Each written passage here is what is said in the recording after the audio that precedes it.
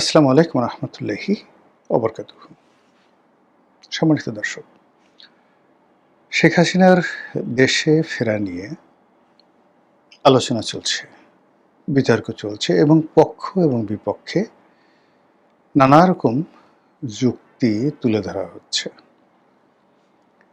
এখানে কেবলমাত্র শেখ হাসিনা নন, তার সঙ্গে সঙ্গে আবার আওয়ামী লীগের রাজনীতিতে ফিরে আসা, রাজনীতিতে পুনর্বাসন হওয়া এবং আরও নানা বিষয় নিয়ে দেশের যারা প্রথিতযশা বিজ্ঞানী আছেন, সাহিত্যিক, কবি, বুদ্ধিজীবী, তারা নানা রকম কথাবার্তা বলছেন এবং এদের মধ্যে যারা শেখ হাসিনার পক্ষের লোক, তারা মনে মনে বলছেন, আল্লাহর সাথে বলছেন। আর যারা বিপক্ষের লোক, তারা প্রকাশ্যে বলছেন। যারা প্রকাশ্যে বলছেন তাদের মধ্যে নাম বললাম না, আপনারা অনেকেই হয়তো জানবেন। তো কয়েকজন বুদ্ধিজীবী বলেছেন যে যদি আওয়ামী লীগ আবার রাজনীতিতে পুনর্বাসিত হয়, শেখ হাসিনা আবার যদি ফিরে আসে, তাহলে সেক্ষেত্রে তার যে যত লেখাপড়া, যত জ্ঞান, সবই তিনি সমুদ্রে ফেলে দিবেন বা তার এই জীবনের সকল অর্জন মিথ্যা প্রমাণিত হবে। অর্থাৎ তিনি তার যে নীতিশাস্ত্র, তার যে পলিটিক্যাল সায়েন্সের যে জ্ঞান, গুণাবলী বা গরিমা, এগুলো ব্যবহার করে তিনি শতভাগ নিশ্চিত হয়েছেন যে কোনো অবস্থাতেই শেখ হাসিনা বা আওয়ামী লীগের বাংলাদেশে ফিরে আসা সম্ভব নয়। আর যদি তিনি ফিরে আসেন বা আওয়ামী লীগ ফিরে আসেন, তাহলে রাজনীতির সকল ব্যাকরণ উল্টে যাবে এবং সেই অবস্থায় তার বেঁচে থাকার কোনো মানে হয় না। রাজনীতিতে এরকম অনেক ভাঁজ হয়, বুদ্ধিজীবী মহলেও অনেক ভাঁজ হয়। আদিকালে এরকম বড় বড় রাজাবাদশারা এরকম বাজি ধরতেন এবং কখনো কখনো সেই বাজিতে পরাজিত হয়ে অনেকে রাজ্যহারা হতেন, আবার অনেকে নতুন কোনো রাজ্য পেতেন, রাজকন্যা পেতেন। এমনকি বড় বড় রাজারা নিজেদের যে রানী, তাকেও জুয়ার কোর্টে বন্ধক রাখতেন। আপনার সেই মহাভারতের বিখ্যাত দ্রৌপদী, সেই দ্রৌপদী, তার যে ইতিহাস আপনারা সবাই জানেন। তো যেটা বলছিলাম যে এই যে শেখ হাসিনা বাংলাদেশে আসবেন, তিনি হুমকি দিচ্ছেন, তিনি ঢুকে পড়বেন, তিনি হুমকি দিচ্ছেন তিনি 6 মাসের মধ্যে ফিরে আসবেন, তিনি হুমকি দিচ্ছেন এয়ারপোর্টে তিনি এসে নামবেন আর জেলখানা প্রস্তুত করতে।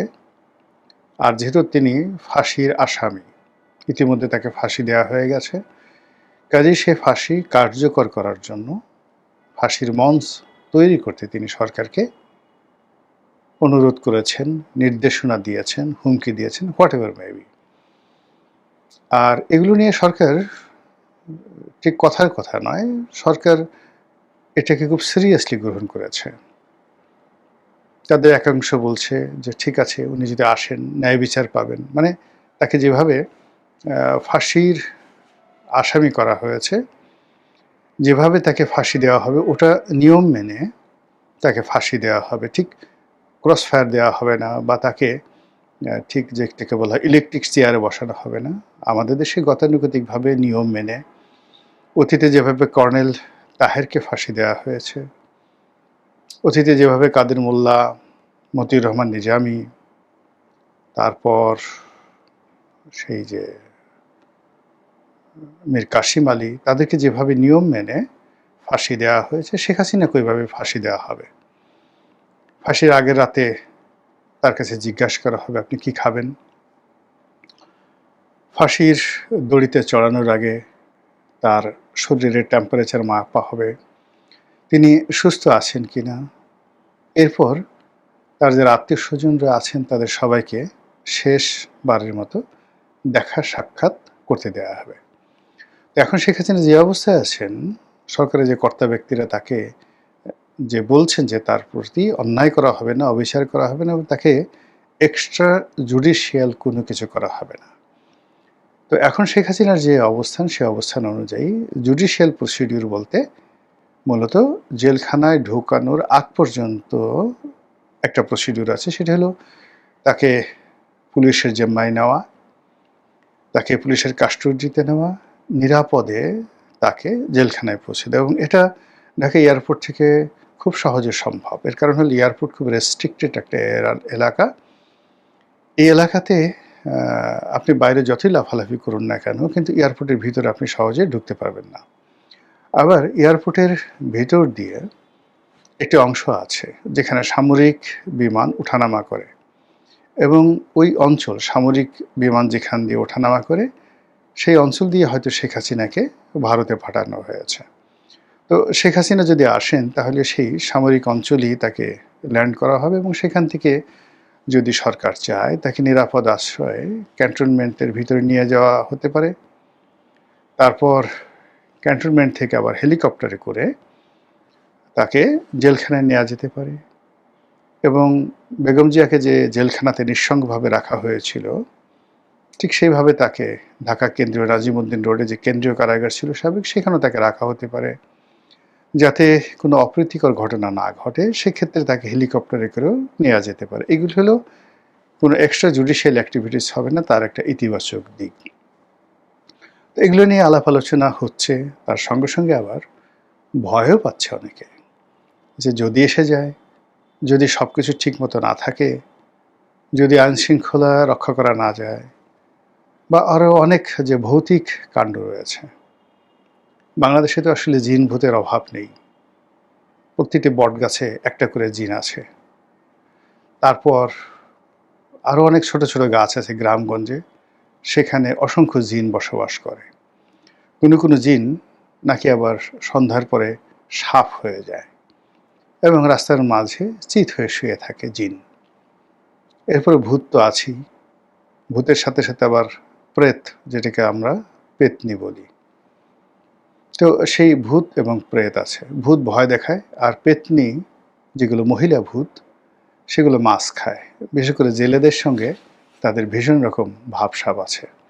সারা রাত জেলেরা মাছ ধরে, আর সেই পেতনি এসে সেই মাছগুলো খেয়ে ফেলে, অনেক সময় নিয়ে যায়। এরকম গল্প কাহিনী আমরা শুনেছি। রাজনীতির ময়দানেও এরকম জিন, ভূত, প্রেত, এদের উৎপাত প্রচুর আছে। বহু রাজনীতিবিদদের আপনি দেখবেন হাতে 10-12টা আংটি পরে থাকে। কোনোটা হয়তো নীলা, কোনোটা হয়তো পান্না, কোনোটা হয়তো যাকে বলা হয় রুবি। এইরকম 10-12টা আংটি পরে থাকে। এগুলো পরে থাকে শনির দশা থেকে বাঁচার জন্য, বৃহস্পতির যে শুভ লক্ষণ সেগুলো পাওয়ার জন্য। এবং রাজনীতিবিদরা যেহেতু বিশ্বাস করেন যে ক্ষমতা আল্লাহর দেয়া দান, ক্ষমতা আবার নিয়ে যাওয়া আল্লাহর দান, এই জন্য অনেকেই সেই রুদ্রাক্ষের মালা গোপনে পরেন, হাতে সেই তসবি রাখেন, কোমরে তাবিজ পরেন, এবং বড় বড় রাজনীতিবিদ, দেশি এবং বিদেশি, তারা বিভিন্ন পীর, আউলিয়া, ঠাকুর বাবা, সন্ন্যাসী এবং অন্যান্য যে সকল আধ্যাত্মিক সাধক রয়েছেন তাদের সঙ্গে দেখা করার জন্য যান। ওরে আমার বাবারে বলে পা ধরে তারা চুম্বন করেন। এরকম অনেক রাজনীতিবিদ এই বাংলাদেশে আমরা দেখেছি বিভিন্ন সময়টিতে। তো সেক্ষেত্রে শেখ হাসিনার যে বাংলাদেশের আগমন, সেই আগমন নিয়েও কিন্তু এরকম অলৌকিক নানা ঘটনা ঘটছে। কেউ হয়তো যারা ভয় পাচ্ছেন শেখ হাসিনা এলে একটা ডলাডলি হতে পারে, কসলাকসলি হতে পারে, এরপরে আরও অনেক কিছু হতে পারে। শেখ হাসিনাকে সবাই অতীতে যেভাবে দেখেছেন, তিনি যদি আবার ক্ষমতা লাভ করেন কোনো কারণে, একেবারে ধরুন 1,00,000 ভাগের 1 ভাগ যদি সম্ভাবনা থাকে, এটাকে তো একেবারে বাদ দেওয়া যায় না। এর কারণ হলো সে এখনও জীবিত আছে, তার দল, 6 কোটি মানুষ তার দল করে বাংলাদেশে, তার পেছনে ভারতের মতো একটা রাষ্ট্রশক্তি আছে, আর অনেক কিছু আছে। ফলে ধরুন তিনি আসবেন না, তিনি কোনো কিছু হবেন না, এটা 9,999।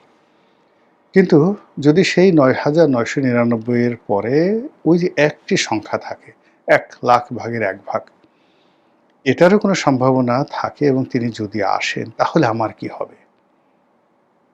আমার গালের কি হবে? আমার পশ্চাৎ দেশ নিতম্ব, সেটার কি হবে? আমার পিঠের কি হবে? আমার মেরুদণ্ডের কি হবে? ইত্যাদি নানা রকম। সবাই, মানে আমাদের দেশে তো এগুলো ইন্স্যুরেন্স করার কোনো ব্যবস্থা নেই। এগুলো অনেকে যারা খুব ভীত সন্ত্রস্ত, সাহসী মানসিকতা আমি বলছি না, ভীতু টাইপের মানুষ, তারা এরকম বিশেষ অঙ্গ-প্রত্যঙ্গ দেখেন, নিতম্বে তেল মাখেন, বুকে সরিষার তেল মাখেন যেন একটু সাহস বাড়ে। তারপর গালে ভালো করে ক্রিম মাখেন, গালটা নরম তুলতুলে থাকে, শক্ত গালে চড় থাপ্পড় মারলে অনেক ব্যথা লাগতে পারে। এরকম কিছু যে ঘটনা ঘটছে না, নট লাইক দ্যাট। তো আমারও এরকম টেনশন হচ্ছে।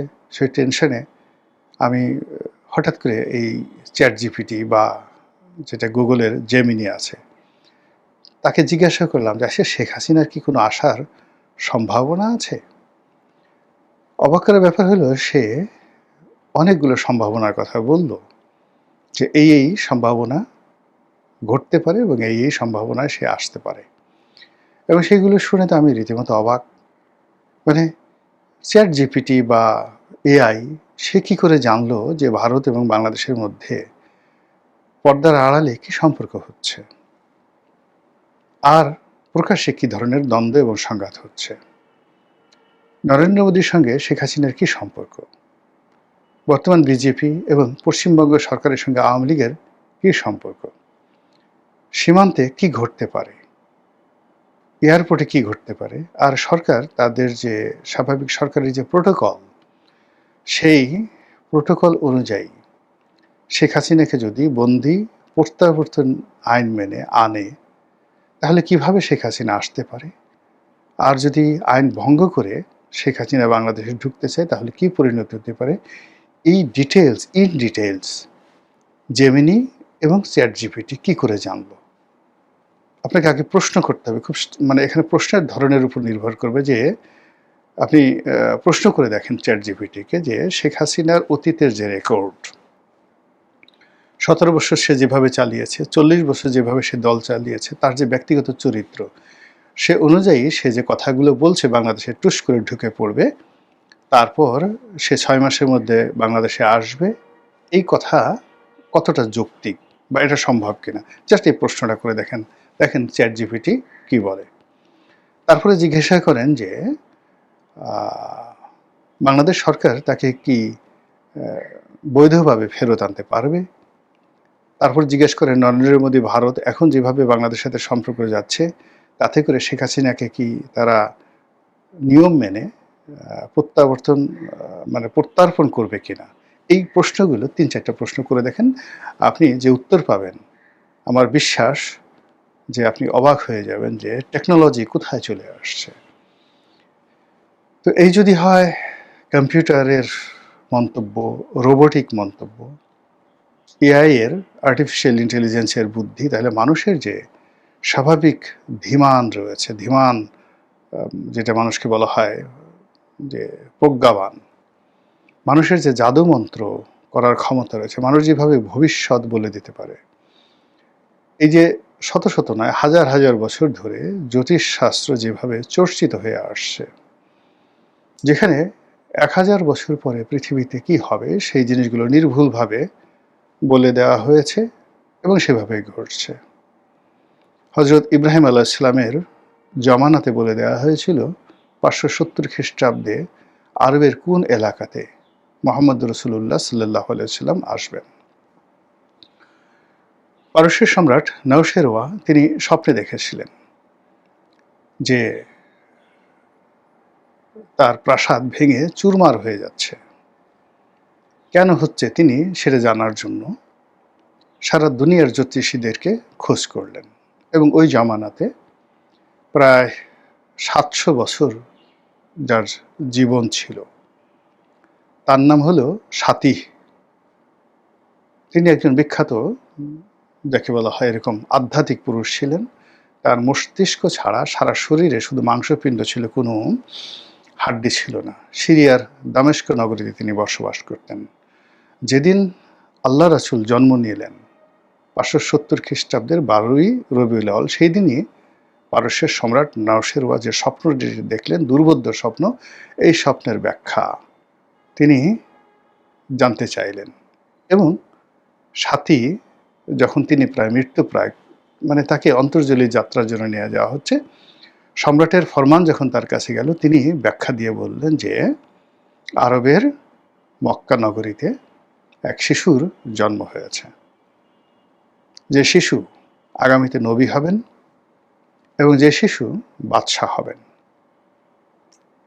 এবং তিনি বাদশাহ হওয়ার পর তার পরবর্তী যারা ওয়ারিশ হবেন, খলিফা হবেন, তাদের হাতে পারস্য সাম্রাজ্যের পতন ঘটবে। আল বিদায়া ওয়ান নেহায়া এই গ্রন্থে এই কাহিনীটি বর্ণিত রয়েছে। এই হলো জ্যোতিষশাস্ত্রের এরকম হাজার হাজার ঘটনা আমি আপনাকে বলতে পারবো, যেটি রাজনীতির ইতিহাসে লেখা আছে। কোনো দর্শনশাস্ত্র, ফিলসফিক্যাল যে বইগুলো রয়েছে, কেউ এই জ্যোতির্বিজ্ঞানকে অস্বীকার করেনি। তো সেক্ষেত্রে শেখ হাসিনাকে নিয়ে বাংলার আকাশে কি হতে পারে, সেটার একটা জ্যোতির্বিজ্ঞান আছে, এবং সেই জ্যোতির্বিজ্ঞান জানার জন্য যারা উৎসাহী, তারা কেউ কামরূপ কামাখ্যা যাচ্ছেন, কেউ কেউ গয়া যাচ্ছেন, কেউ কাশী যাচ্ছেন, কেউ বৃন্দাবন যাচ্ছেন, কেউ হয়তো সেই হিমালয়ের যে চূড়াতে কোনো দয়াল বাবা আছেন, কেবলা বাবা আছেন, তাদের কাছে জানতে ছুটোছুটি করছেন, কেউ পক্ষে কেউ বিপক্ষে। মানুষের ভয় এবং মানুষের যে আতঙ্ক, এটা খুব সিরিয়াস, এটা একটা মানুষকে শেষ করে দেয়। তো এখন এই যে শেখ হাসিনাকে নিয়ে যে আমাদের আতঙ্ক, আমাদের যে ভয়, এটি কাটাতে হবে। কিভাবে কাটাতে হবে এটি আমি বলতে পারবো না, হয়তো সরকার আরও ভালো বলতে পারবে।